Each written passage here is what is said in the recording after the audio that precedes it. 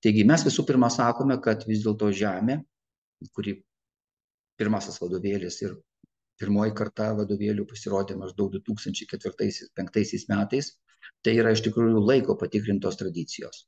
Mes tikrai laikome savo sistemos, savo struktūros, ją žinoma, kad tobulindami, bet jausdami jūsų pulsą, bendraudami su jumis, norim išlaikyti tam tikras tradicijas. Taip pat, be abejonės, esam patys novatoriški, atviri idėjoms, net jeigu mes autoriai tarpusavyje ir pasiginčijam, bet visi tie ginčiai visada baigėsi racionaliais sprendimais, pasiūlymais, tam tikrais kompromisais, kas ir dera būti normaliam sveikam kolektyvui.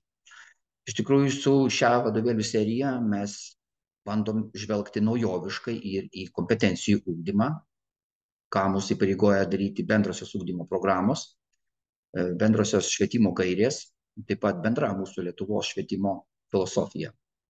Be abejonės, kad mūsų autorių kolektyviai iš esmės visi yra praktikai, keletą žmonių turinčių mokslo, stiprius mokslo akademinius pagrindus, bet kuriuo atveju mes visi puikiai suprantame savo atsakomybę, jog mūsų vadovėliai turi atitikti ugdymo programą ir taip pat jie turėtų būti maksimaliai aktualizuoti pagal laiko dvasią, pagal tai, kas vyksta geografijos moksle.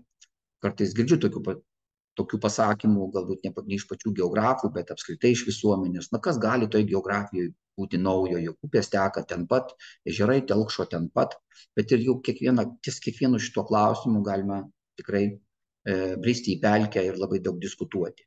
O jeigu mes kalbėsim apie socialinę, ekonominę geografiją, tie pokyčiai yra labai labai dideli, jų daug visame pasaulyje, todėl geografija labai stipriai atsinaujina ir laikyti pulsą ant geografinių permainų, ant naujovių reikia ištisai ir todėl mūsų autorių kolektyvas ir dirba ties tą kryptimį, todėl tas aktualizuotas turinys jūs jau pasiekė ir per 7 ir per 9 klases ir jūs patys esate liudininkai to, apie ką aš dabar kalbu.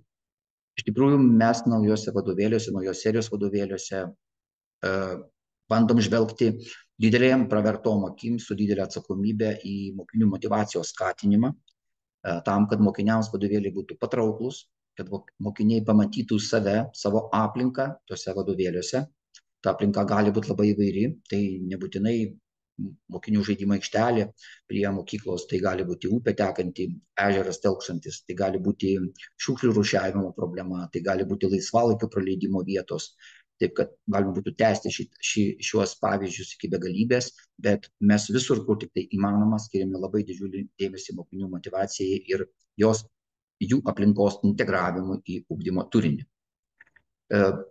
Žemės serijos vadovėliai, nežinau, ar išsiskiria iš kitų, bet turi savo tam tikrą unikalumą tuo, jog mes stengiamės juose užtikrinti, pasirinkti ir diferencijuoto ugdymo galimybės geografijos mokytojams.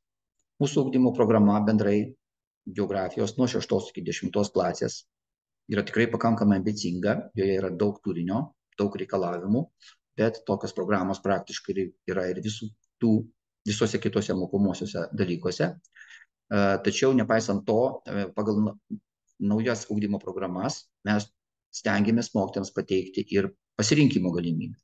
Tai yra neapsiriboti vien tomis programinėmis temomis, bet į vadovėlį įtraukti ir papildomų aktualizuotų kontekstų, kurie gali jums sudaryti galimybę pasirinkti tam tikras temas, suteikti vienokius ar kitokius prioritetus, renkantis turinį, atsirenkant turinį, papildant turinį, turint omeny, kad visi mes, jūs dirbate su įvairių gebėjimų, gabumų mokiniais.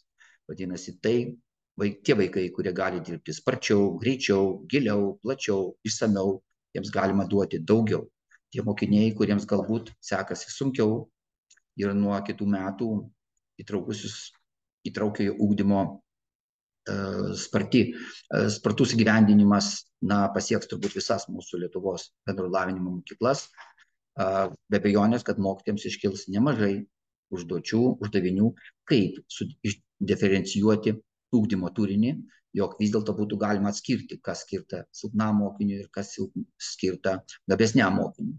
Tai mes, kaip autorių kolektyvas, manome, kad žemės serijos vadovėliai kaip tik ir leidžia atsirinkti tuos dalykus, na, apie juos gal aš dar truputį užsiminsiu vėliau. Be abejonės, kad mes visą laiką galvojame apie jūsų komfortą, apie jūsų mokytojo portfelį, tai yra, kad jūs turėtumėt viską po ranka, ko jums reikia, kad jums būtų mokykloje dirbti lengva arba lengviau. Suprantu, kad yra daugybė iššūkių mokytojams susijusių su klasės valdymu, bendraisiais pedagoginiais dalykais ir netgi filosofiškai žvelgiant į kai kurios dalykus, bet nepaisant to, mokytojas mūsų šiuo metu, geografijos mokytojai gyvena 21 amžiaus, jau beveik nugyvenę ketvirtį amžiaus 21 amžiaus. Mes labai norime, kad geografijos mokytojai jaustųsi komfortiškai, kad jie turėtų visą komplekto dermę, kad jaustųsi turintys viską, ko jiems reikia po ranka, kas priklauso be abejonės nuo mūsų kompetencijų, nuo mūsų atsakomybės. Aš turiu omeny leidyklą ir mūsų kaip vadovėlių autorių ir recenzentų kolektyvą. Be abejonės, kad yra daug išorinių dalykų, kurie taip pat gali jums talkinti, pasirinkant tam tikras mokymo priemonės ir kurias galite taikyti geografijos pamokų metu, bet kuriuo atveju tai, kas susijęs su leidykla ir visais čia ir su leidykla dirbančiais žmonėmis, mes stengiamės, kad jūs turėtumėte pilną mokytojo portfelį.